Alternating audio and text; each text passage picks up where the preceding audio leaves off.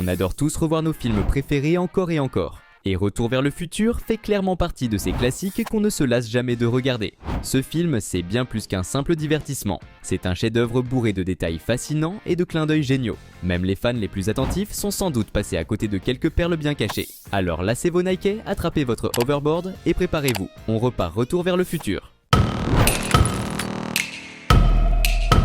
Dans Retour vers le futur, les événements à venir ne sont pas toujours annoncés de manière subtile, mais le film regorge de petits détails que l'on peut facilement manquer.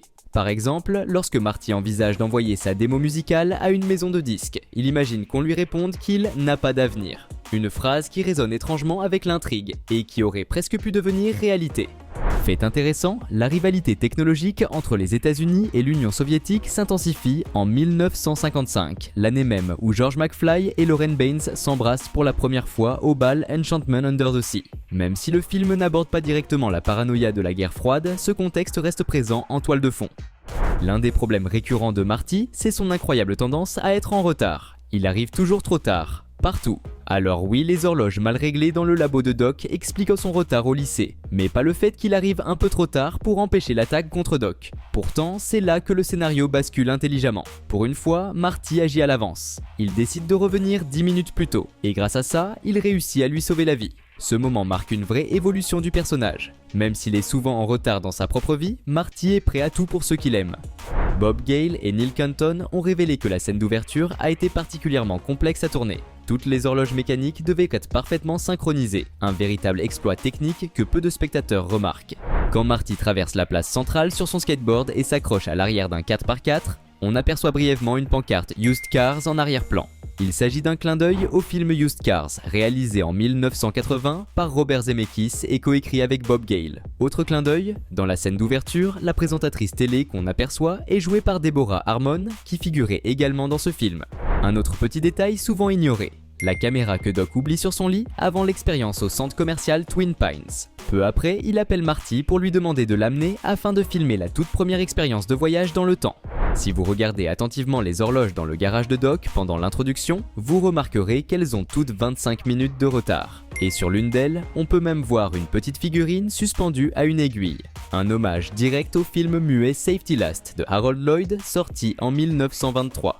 À un moment, on aperçoit deux gros titres de journaux, la Villa Brown détruite et le domaine Brown vendu à un promoteur. Plus tard, Doc raconte qu'il a presque dilapidé toute la fortune familiale pour construire la machine à voyager dans le temps. Après avoir vendu le terrain, il a été contraint de vivre dans le garage de son ancienne villa, avec ce qu'il avait réussi à sauver de l'incendie. Mais quand Marty voyage en 1955, on peut encore voir la demeure intacte, avant sa destruction. L'insigne rouge et noir sur la veste en jean de Marty porte l'inscription Art in Revolution. Il fait référence à une exposition d'art et de design soviétique qui s'est tenue à la Hayward Gallery de Londres entre février et avril 1971. Et enfin, une phrase prononcée par Doc pendant l'expérience.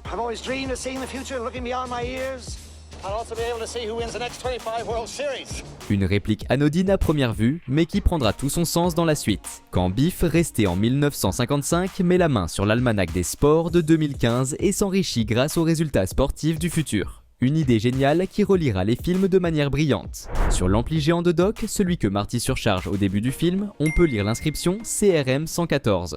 Ce code n'est pas choisi au hasard, il s'agit d'un clin d'œil à Stanley Kubrick. Dans Dr Folamour, le CRM 114 Discriminator est un dispositif radiofictif. On le retrouve aussi sous forme de sérum 114, un médicament expérimental dans Orange Mécanique et même comme numéro de série du vaisseau Jupiter dans 2001 l'Odyssée de l'espace. Le conducteur du 4x4 auquel Marty s'accroche en skate est Walter Scott, le coordinateur des cascades du film. Et ce n'est pas la seule apparition surprise. Lors de l'audition du groupe de Marty, le deuxième juré à gauche n'est autre que Huey Lewis, le chanteur et co-auteur du morceau culte de Power of Love.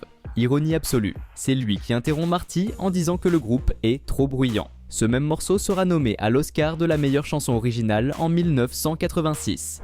Michael J. Fox a tourné une campagne de prévention en Australie pour décourager les jeunes de reproduire les cascades du film, notamment s'agripper à des voitures en skate, une pratique aussi cool à l'écran que dangereuse dans la vraie vie. La famille McFly regarde dans le salon un épisode de The Honeymooners datant de 1955, The Man from Space, avec Jackie Gleason.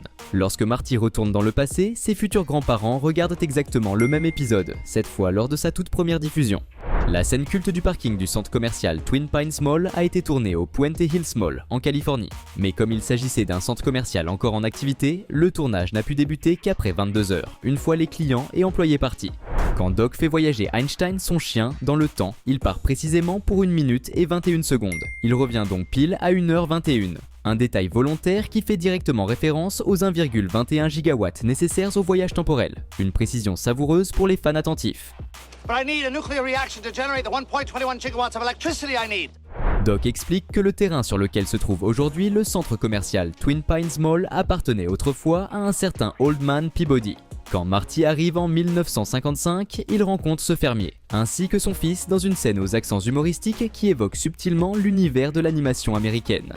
Même si le prénom du garçon n'est jamais prononcé à l'écran, le générique révèle qu'il s'appelle Sherman, une référence directe au duo de voyageurs temporels Mr. Peabody et Sherman, tiré de la série animée The Adventures of Rocky and Bullwinkle, diffusée pour la première fois en 1959. Et là, un détail que seuls les plus observateurs remarquent. Lorsque Marty revient en 1985, le panneau du centre commercial indique Lone Pine Mall au lieu de Twin Pines Mall. Pourquoi ce changement ? Parce qu'en 1955, Marty a accidentellement renversé l'un des deux pins jumeaux sur le terrain de Peabody.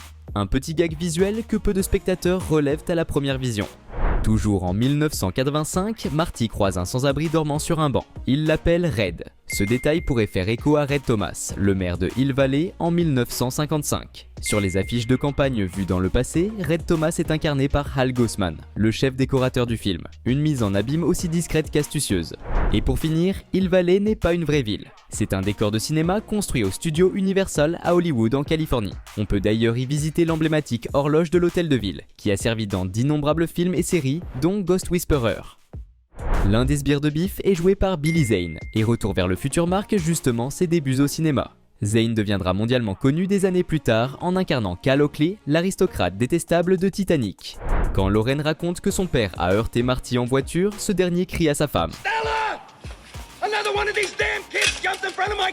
Une réplique qui laisse planer un doute. George espionnait-il déjà Lorraine depuis son arbre ? Ou cet endroit était-il simplement un spot populaire pour les garçons curieux ? Dans tous les cas, on est loin de la romance idéale. Lorsqu'il rencontre son oncle Joey encore bébé, Marty le voit agrippé au barreau de son berceau. Un clin d'œil évident à son futur séjour en prison. D'ailleurs, le pyjama à rayures du bébé ressemble étrangement à une tenue de détenu. L'humour noir façon Zemeckis. Dans le garage de Doc, plusieurs bustes scientifiques sont alignés. De gauche à droite, Isaac Newton, Benjamin Franklin, Thomas Edison et bien sûr Albert Einstein. L'hommage est clair. Le modèle réduit de Hill Valley que Doc utilise pour sa démonstration est entièrement fait d'objets du quotidien. Bouteilles de ketchup peinte, salière, poivrière, un bricolage ingénieux qui rend la scène encore plus drôle. Dans les premières versions du scénario, les scénaristes avaient imaginé que George McFly devienne un boxeur célèbre dans le futur, en clin d'œil à son coup de poing bien placé. Mais ils ont finalement préféré en faire un écrivain de science-fiction, un choix beaucoup plus cohérent avec la personnalité rêveuse et introvertie de George. Lors du bal Enchantment Under the Sea, Marvin Berry téléphone à son cousin Chuck Berry pour lui faire écouter Johnny B. Good, joué par Marty. Chuck Berry est bien sûr le véritable compositeur de ce morceau légendaire, considéré comme l'un des pionniers du rock'n'roll. Une scène culte et une belle pirouette temporelle. Après l'audition ratée de Marty, lui et Jennifer traversent un parking. En arrière-plan, sur une voiture verte, on peut lire une plaque d'immatriculation For Mary.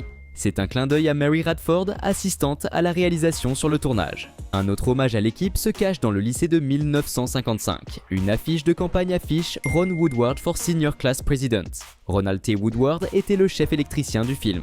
À la fin du film, lorsque Doc escalade l'horloge, il abîme légèrement le béton sous le cadran. Si vous regardez attentivement, vous remarquerez que cette fissure n'est pas présente au début, mais apparaît bien après le retour de Marty en 1985.